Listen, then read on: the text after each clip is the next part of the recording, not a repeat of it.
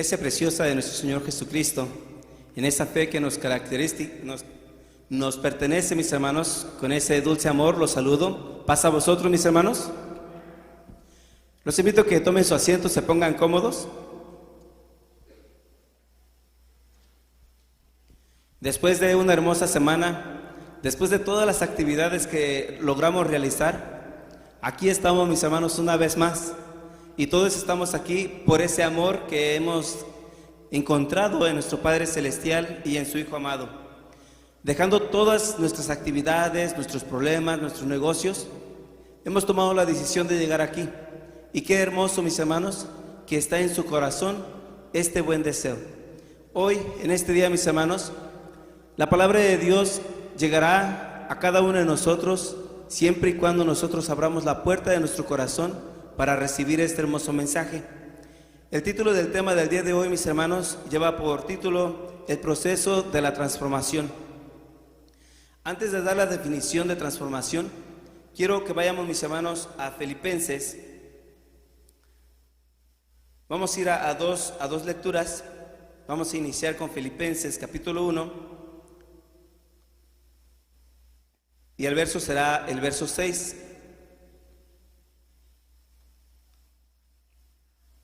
En lo particular me da mucha alegría poder mirar a cada uno de ustedes con ese entusiasmo, con ese fervor de estar ante la santa presencia de nuestro Dios. Y para cada uno de mis hermanos que están atentos a las transmisiones, también no los podemos mirar, pero tenemos esa seguridad de que se están tomando el tiempo para mirar esta transmisión y les deseamos muchas bendiciones y que puedan pasarse un hermoso sábado delante de la presencia de nuestro Dios. Mis hermanos, Filipenses capítulo 1, verso 6 dice de la siguiente manera: estando confiado de esto, que el que comenzó en vosotros la buena obra, la perfeccionará hasta el día de Jesucristo. Hasta el día, mis hermanos, en que nuestro Salvador venga por segunda vez. Hasta ese día, mis hermanos, todo lo que Él comenzó será perfeccionado. Todo lo que Él comenzó, mis hermanos, una frase que miraba y que me encantó es que nuestro Dios, nuestro Señor Jesucristo, no empiezan una obra y la dejan a medias. No empiezan un trabajo, mis hermanos, y la dejan o lo dejan a medias. En muchas ocasiones ha sucedido que iniciamos nosotros tal vez una dieta y nos damos por vencidos, no terminamos esa dieta. Comenzamos un ayuno y lo dejamos a medias, no lo terminamos. Nuestro Señor Jesucristo, cuando en su propósito está llevar a cabo una obra, Él la termina, mis hermanos, al 100%. Entonces, el día de hoy, cada uno de nosotros somos una obra delante de la presencia de nuestro Dios, que estamos en las manos de nuestro Señor Jesucristo. Él, mis hermanos, va a terminar su obra en el día que Él venga por segunda vez. Entonces, pero para esto hay un proceso, y quiero invitarlos a que miremos una historia, mis hermanos, que impacta al corazón, al pensamiento y al sentimiento del ser humano. Y vamos a ir a esa historia que probablemente a muchos de nosotros se nos contó cuando éramos pequeños. ¿Quién creen que sea, mis hermanos? ¿La historia de quién? La historia de Jonás. ¿Otra historia? ¿Qué otra historia puede ser? La historia del rey David. Andaban un poquito cerquitas pero lejos, Es la historia de José. Vamos a ir a ver la historia de José. La historia de José en el capítulo 39 de Génesis.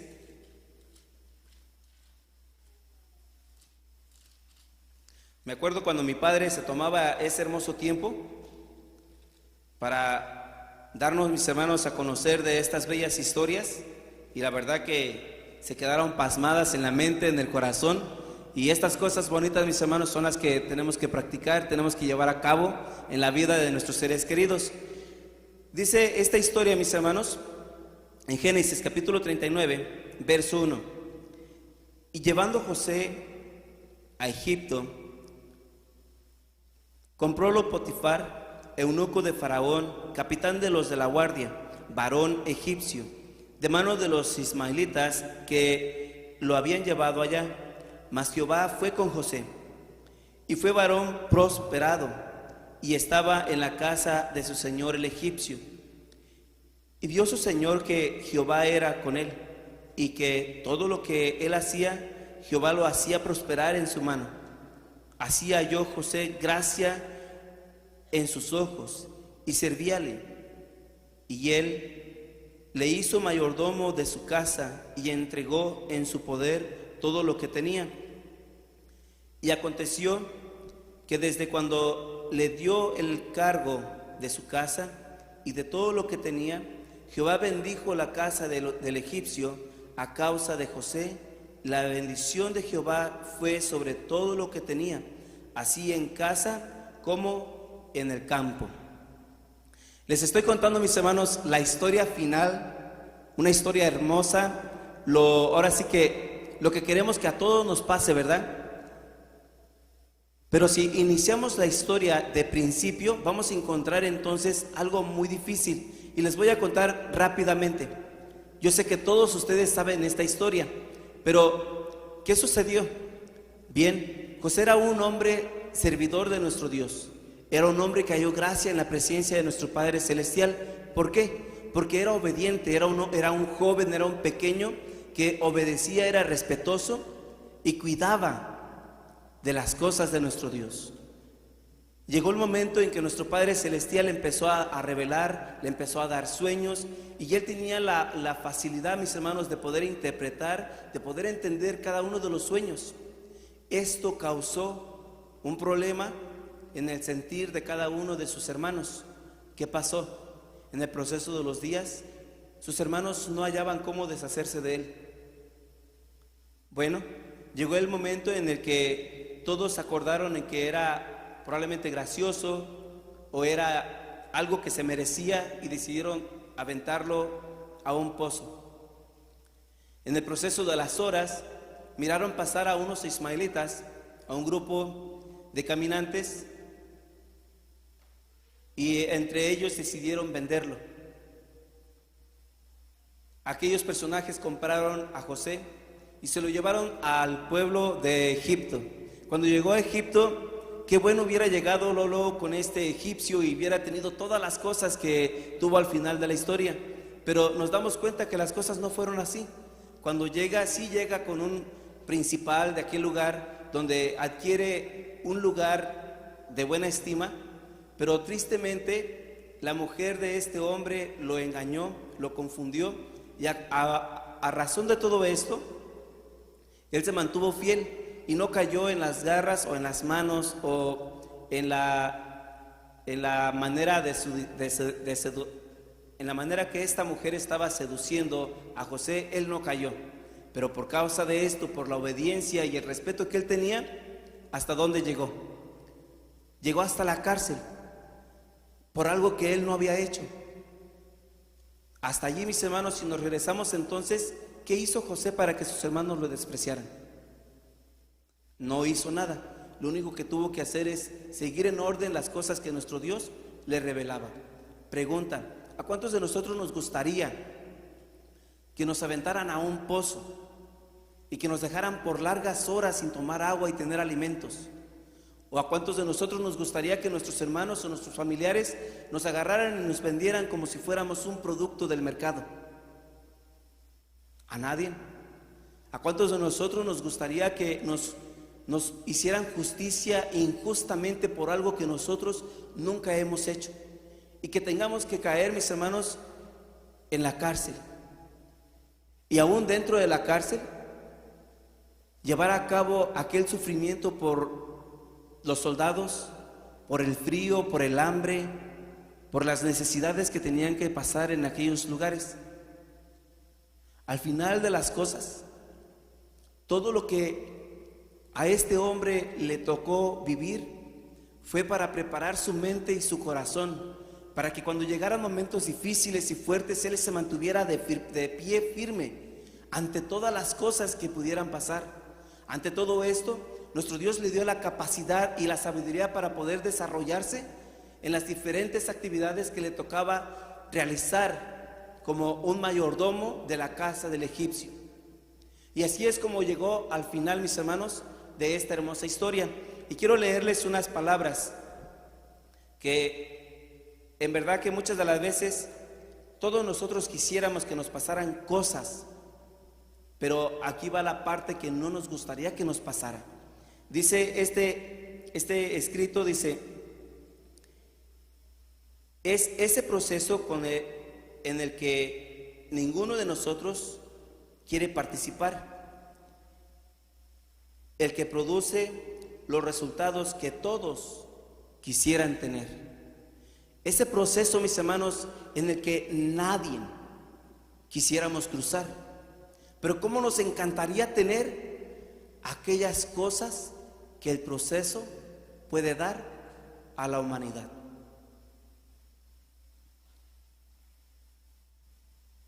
Y así es como quería yo empezar este hermoso estudio. Todos nosotros, desde que nuestro Señor Jesucristo nos encontró, ya sea vagando en el mundo, probablemente en el alcohol, probablemente en las drogas, no sé, probablemente andabas buscando ya este hermoso camino. Pero el día en que Jesús te encontró, no te sacó de la miseria, no te sacó de la basura para que te mantuvieras basura. Desde el momento que Él te sacó, dice el apóstol Pablo, del estiércol, te sacó para transformarte, te sacó para que fueras una persona diferente. E inicia entonces una carrera, una preparación en nuestra vida cristiana, en nuestra vida espiritual. Todos nosotros hemos escuchado acerca de lo que es la oruga o la mariposa. La mariposa, mis hermanos, es una de las cosas más maravillosas que puede existir en lo que es el ser humano, perdón, los seres vivos. Voy a mencionarlo de esta manera, porque es un ser vivo, ¿verdad? Entre los seres vivos, la mariposa es algo, mis hermanos, extraordinario, algo hermoso, algo maravilloso. Y voy a platicar un poquito acerca de lo que es la transformación, de lo que le sucede a la oruga o a la mariposa. Dice este escrito, en el Nuevo Testamento, la palabra griega traducida, transformación, es metamorfosis. La metamorfosis es un cambio profundo en la forma de una etapa a la siguiente en la historia de la vida de un organismo. Desde la oruga a la pupa y de la pupa hasta la mariposa adulta. Una oruga nace ya poseyendo la vida que hará que ella llegue a ser una mariposa. Aunque se produce un cambio externo durante la metamorfosis, este es el resultado de un cambio orgánico desde adentro. Una oruga no se pone un disfraz de mariposa, ni se esfuerza en actuar como una mariposa.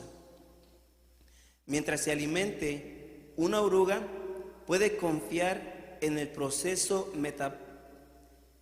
metabólico para que estos nutrientes sean asimilados en su cuerpo y hagan que crezcan. Finalmente, la oruga experimenta la metamorfosis y se convierte en una mariposa. La mentalidad es imposible, perdón mis hermanos, hasta allí. Entonces, una mariposa, mis hermanos, nace con ese pensamiento de que va a suceder un proceso en su vida. La mariposa o la oruga no nace creyendo que va a ser oruga toda su vida. La oruga, mis hermanos, ya viene con ese pensamiento dentro de sí, de que le va a acontecer un proceso. Y su meta no es quedarse como oruga, su meta es quedarse o llegar a la transformación de ser una mariposa. Yo quiero que leamos entonces San Juan Primera carta de Juan, en el capítulo 3, verso 2.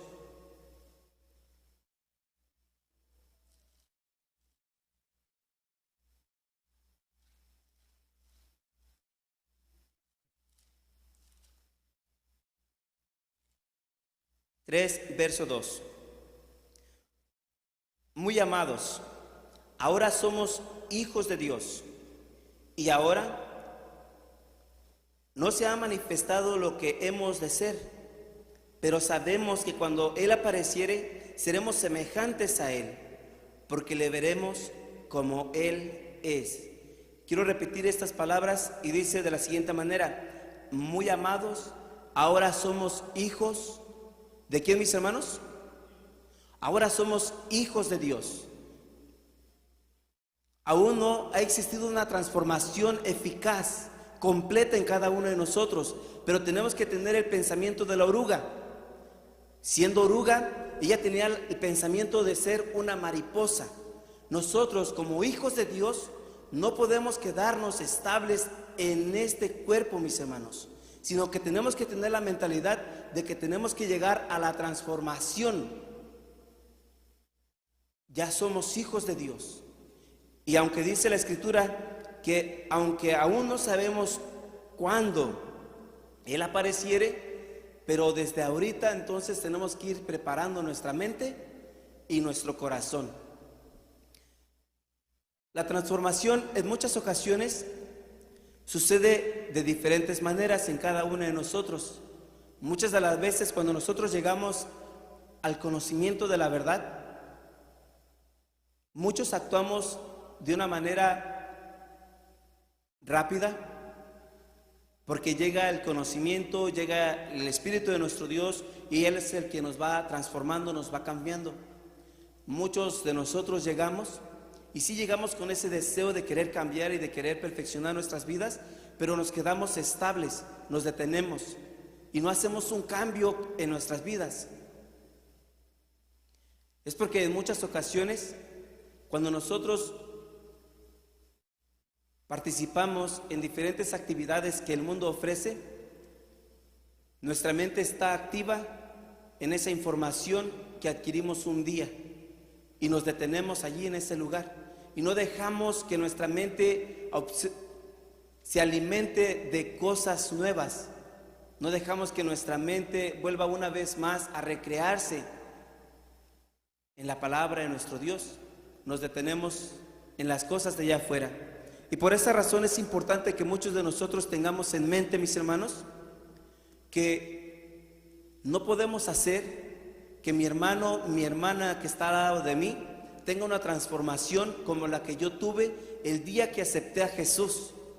No podemos nosotros forzarlos, empujarlos a que se transformen. Tampoco debemos de cansarnos de ellos. ¿Por qué? Porque no es el tiempo de la transformación que les va a llegar a ellos como nos llegó a nosotros. Qué bueno fuera que todos los que estamos en este lugar el día de hoy tengamos una transformación completa para poder asimismo ir perfeccionando nuestras vidas de gloria en gloria ante la presencia de nuestro Padre Celestial. Pero las cosas no son así. Nos damos cuenta que muchos de nosotros tal vez somos puntuales, tal vez somos persistentes, tal vez nos mantenemos al margen, pero muchos de nuestros hermanos son débiles. Muchos de ellos probablemente no llegan sábado con sábado, y cuando vienen desanimados. Cuando llegan a este lugar probablemente llegan con hambre, con necesidad, pero nosotros no los miramos de tal manera. Y allí es donde entonces el apóstol Pablo nos invita a que tenemos que ser pacientes con ellos. ¿Para qué? Para que ellos miren las buenas obras de transformación que se han hecho en nosotros. Hay una parte que quiero que miremos, y esta parte, mis hermanos, es muy importante, y dice de la siguiente manera: la mentalidad es imposible de cambiar sin cambiar de lo que está llena tu mente. Normalmente, cuando escuchamos la verdad sobre quebrantar ataduras o renovar nuestra mente, Nos ocupamos con tratar de cambiar nuestra mentalidad. Rápidamente aprendemos que no es una tarea fácil. La siguiente parte dice de la siguiente manera: tu mentalidad es lo que te controla. La mente es lo que tú controlas. La única manera para poder cambiar tu pensamiento predeterminado y automático es llenar tu mente conscientemente con nueva información de la verdad de Dios. Estando la mente consciente llena hasta rebosar, se deslizará a la mente subconsciente.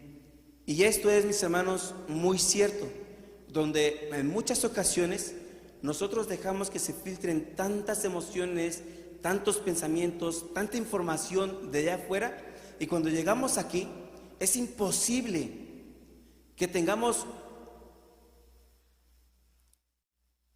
una transformación, que tengamos una renovación, que hagamos un cambio en nuestras vidas, porque ya hay algo en nuestras mentes que está lleno. Lo saturamos de toda la información que se pueda encontrar en las redes sociales o incluso con nuestros mismos compañeros en el trabajo o en las áreas donde realizamos nuestra vida cotidiana. Todo esto, mis hermanos, es importante que cada uno de nosotros tomemos en cuenta. Si nosotros no le damos la oportunidad a nuestro Dios de que Él obre en nuestras mentes, en ningún momento entonces se va a dar la oportunidad de que haya una transformación. Dice Efesios capítulo 4, verso 22.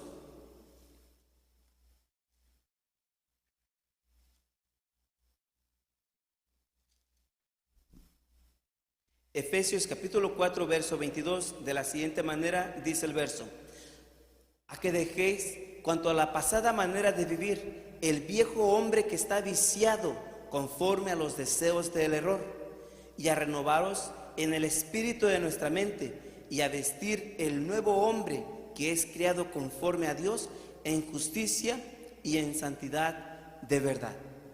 Estas palabras, mis hermanos, son directamente para cada uno de nosotros. Y aunque en muchas ocasiones hemos participado o hemos estado activos dentro de la iglesia, nuestra manera de vivir en el pasado como que aún nos tiene atados a muchos de nosotros. Y quisiéramos que nuestra forma de vivir en el pasado se pueda unir con las cosas de lo espiritual. Y esto no va a funcionar. En muchas ocasiones tenemos, este es un ejemplo, ¿verdad? No es que lo llevemos a cabo todos de esta manera, pero es que así soy yo, así crecí, así me instruyeron. Esta manera de vivir, mis hermanos, es pasada. Dejemos ese orgullo, dejemos esa arrogancia, hagámoslo a un lado. Nosotros somos hijos de Dios, y como hijos de Dios, dice entonces el verso 23, que debemos de renovar nuestra mente en el espíritu. El verso 24, y vestir el nuevo hombre que es creado conforme a Dios en justicia y en santidad y en verdad. Así es de la manera entonces que nuestra mente tiene que empezar a trabajar de una manera diferente. Siguiente escritura que vamos a encontrar en primera carta a Pedro,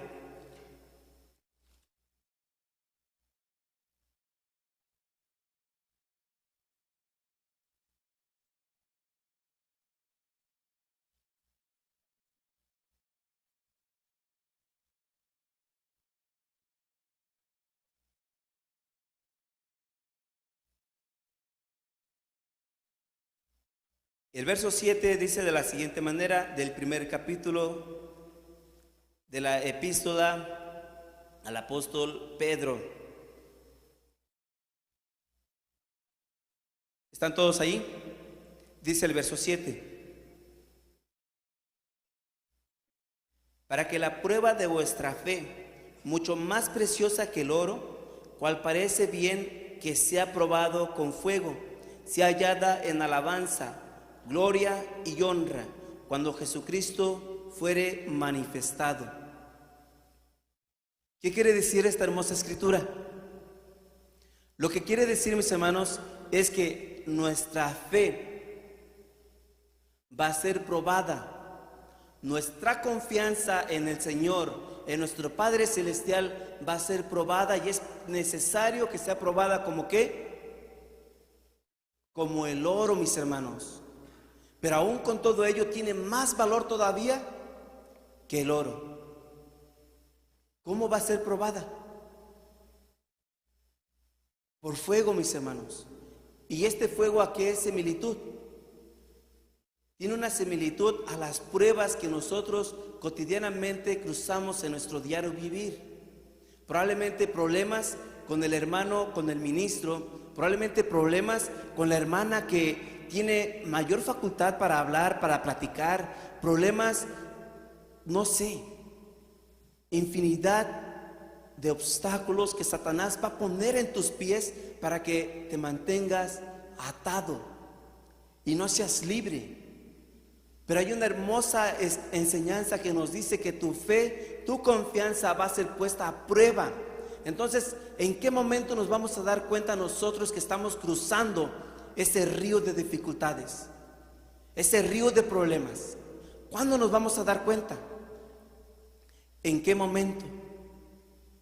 Y aquí, mis hermanos, empieza entonces una dificultad, un problema grande, porque en muchas ocasiones nuestros ojos no pueden mirar aquel problema, aquella piedra, aquel obstáculo que está deteniendo nuestro espíritu, nuestra mente y nuestra alma de ir perfeccionando, de ir mejorando de gloria en gloria ante la presencia de nuestro Dios.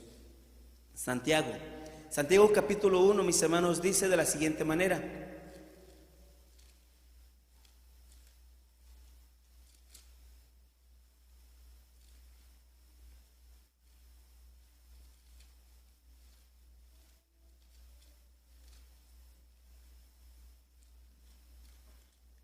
si me esperan unos segundos, porque escuchaba a uno de mis hermanos decir, creo que este libro me lo quitaron de la Biblia, mis hermanos, o no fue puesto, pero aquí lo vamos a encontrar ahorita. Ya lo encontramos. Santiago capítulo 1, mis hermanos, verso 2 al verso 4. Vean, mis hermanos, lo que dice esta hermosa escritura: hermanos míos, tener por sumo gozo cuando cayeres en diversas tentaciones, sabiendo que la prueba de vuestra fe obra paciencia, mas tenga la paciencia perfecta su obra. ¿Para qué, mis hermanos? Para que seáis perfectos y cabales, sin faltar, ¿en qué? En alguna cosa. Estas cosas, entonces, son importantes que cada uno de nosotros tengamos en mente, que vamos a pasar por momentos de prueba y debemos de estar preparados. Hay una palabra que esta palabra la hacemos propia y la hacemos única de nosotros, y no queremos que los demás logren entender lo que yo estoy pensando, lo que yo estoy creyendo. Se llama orgullo. El orgullo, mis hermanos, ha tumbado hasta los más ricos, a las personas de más alta estima, porque el orgullo los ha llevado a la vanagloria y se han jactado de lo que han logrado y lo que han podido hacer. El orgullo, mis hermanos, es algo que tumba a pobres, a medios y a ricos. No tiene, mis hermanos, o no tiene preferencia, sino que al contrario, busca destruir a aquella persona que teme y que busca a Dios. El orgullo, mis hermanos, te va a hacer decir y te va a hacer pensar: yo tengo la razón, yo sé en quién estoy creyendo, en quién estoy pensando y de dónde estoy enriqueciéndome. El orgullo, mis hermanos, va a decir: tienes riquezas, tienes carros, tienes casa, no necesitas de nadie. Eso es lo que va a hacer el orgullo. Entonces, cuando estés en momentos de pruebas, cuando estés en momentos de dificultades, no te vas a dar cuenta y no vas a querer darle la oportunidad a otra persona de que pueda orientarte y perfeccionar aquellas cosas que son necesarias para el reino de Dios. Por esa razón tenemos que tener en cuenta de que vamos a pasar por el fuego. Si vamos a pasar por el fuego, mis hermanos, ¿quién quiere ser como José? Yo creo que todos quisiéramos ser como José. La pregunta es, ¿cuántos de nosotros quisiéramos pasar por donde pasó José? ¿Cuántos de nosotros quisiéramos pasar por donde pasó el Señor Jesús? ¿O cuántos de nosotros quisiéramos ser Pablo? Yo creo que me quedo como estoy viviendo la vida, porque la verdad, mis hermanos, como vivió José, como vivió nuestro Salvador, como vivió Pablo, fue una vida muy difícil que nadie de nosotros deseara que otra persona lo viviera. Pero sí queremos ser como Pedro, sí queremos ser como Pablo, sí queremos ser como José. Y lo más hermoso de todas las cosas, quisiéramos ser como nuestro Salvador, que es el ejemplo a seguir. Pero para esto, mis hermanos, tenemos que estar conscientes que una vida de un cristiano, una vida de un servidor de nuestro Padre Celestial, va a ser una vida de sufrimientos, porque vamos a ser puestos en la balanza, vamos a ser puestos en el fuego. ¿En cuántas ocasiones nos hemos quemado la mano por estar cocinando o por estar llevando a cabo trabajos donde tenemos que estar tocando el fuego? En cuanto sintemos el fuego, rápidamente movemos nuestro cuerpo porque actuamos conforme a la reacción que tenemos a la quemadura. Y qué hermoso es ese sentir, que nuestro mismo cuerpo nos avisa y nos dice, te estás quemando, y nos movemos a la carrera. Espiritualmente llega ese momento también donde el mismo Espíritu nos está diciendo, te estás quemando, estás pasando por el proceso. Y es el momento entonces donde cada uno de nosotros, ¿qué tenemos que hacer, mis hermanos? Mantenernos de pie, humillarnos delante de la presencia de Dios, de pie o de rodillas. De rodillas, ¿por qué? Porque vamos a hallar gracia ante la presencia de nuestro Padre Celestial.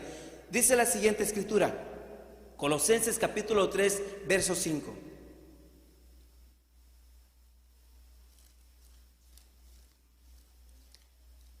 Colosenses capítulo 3, verso 5, mis hermanos. ¿Sabían ustedes que del brócoli nace una semilla? Yo no sabía hasta que empecé a trabajar en un trabajo que estoy realizando ahorita. El brócoli produce una semilla y a esta semilla la hacen pasar por un proceso de, la palabra se me va, de germinación. Esta semilla tiene un proceso de germinación, gracias mis hermanos, aproximadamente de 48 horas a 60 horas. En este proceso logran capturar que esta semilla tiene muchas vitaminas para el cuerpo y es muy eficaz. Entonces logran agarrar toda esa semilla, la colectan, la congelan para poderla trabajar en su tiempo, y cuando se llega el momento de trabajarla, la pasan por diferentes maquinarias, pero algo que me gusta es que llega al fuego, donde la empiezan a hervir a temperaturas de 120 para arriba. Estas temperaturas logran adquirir un buen resultado de la semilla del brócoli. Después de esto, mis hermanos, logran pasarlas por tambores grandes donde las secan.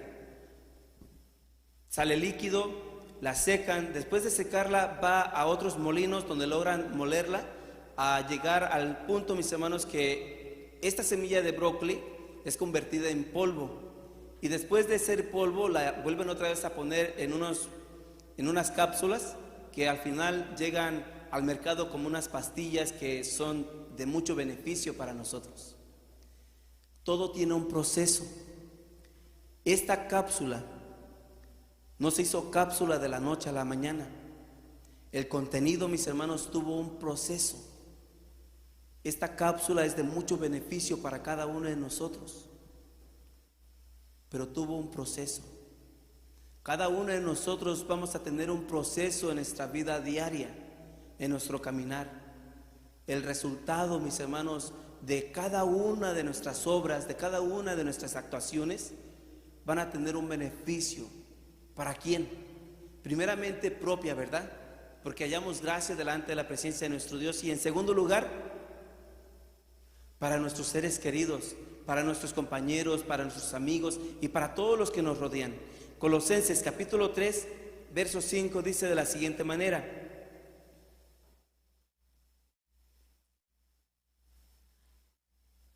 amortiguad pues vuestros miembros que están sobre la tierra, y todo lo que es fornicación, inmundicia, molicie, mala concupiscencia y avaricia, que es idolatría. Todo este tipo de cosas, mis hermanos, es importante que nosotros hagamos una renovación, hagamos una transformación. Estas cosas que llevábamos a cabo en nuestra vida pasada, en nuestra manera vieja de vivir, es importante entonces que nosotros dejemos todas estas actividades que no son buenas delante de la presencia de nuestro Dios. La siguiente escritura que quiero que veamos, y esta escritura es muy conocida porque tiene un hermoso mensaje, tiene una hermosa enseñanza. Dice Gálatas capítulo 5, verso 22.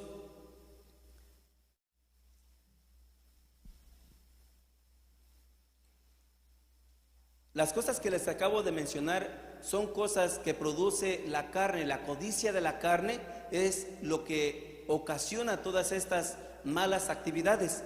Pero ¿qué es lo que ocasiona entonces una transformación, algo diferente a ello? Si éramos impacientes, una vez de que nosotros empezamos a alimentarnos de la palabra de nuestro Dios, va a haber una transformación. ¿Y cuál va a ser, mis hermanos? La paciencia. Si yo era enojón, lo contrario de enojón, ¿qué sería? Pasivo.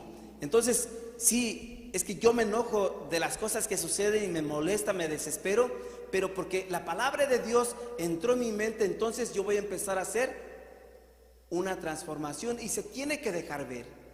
Se tiene que dejar ver porque así es como trabaja la palabra de nuestro Dios. No porque yo salí de allá afuera como una oruga, no quiere decir que cuando yo conozca la palabra de nuestro Dios no voy a hacer una transformación.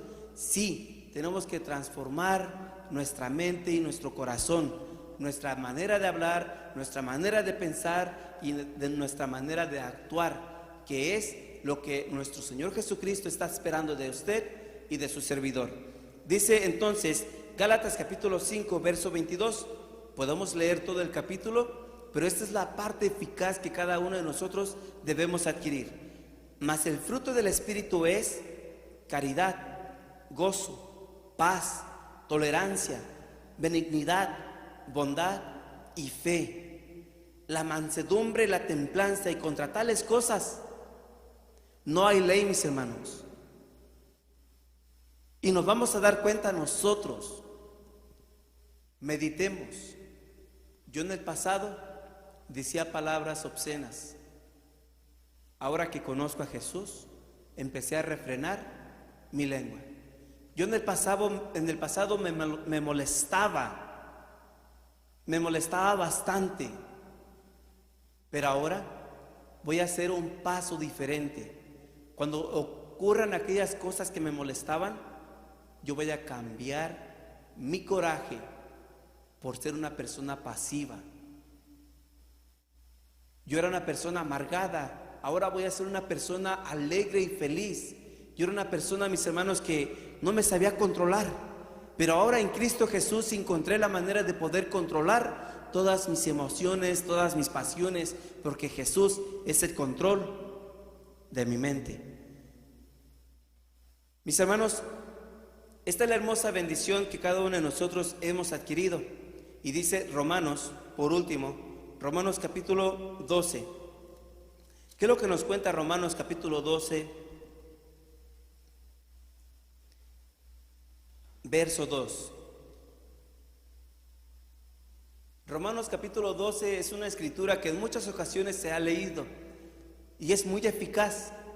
Y qué hermoso que tenemos la oportunidad de volverlo a escuchar una vez más.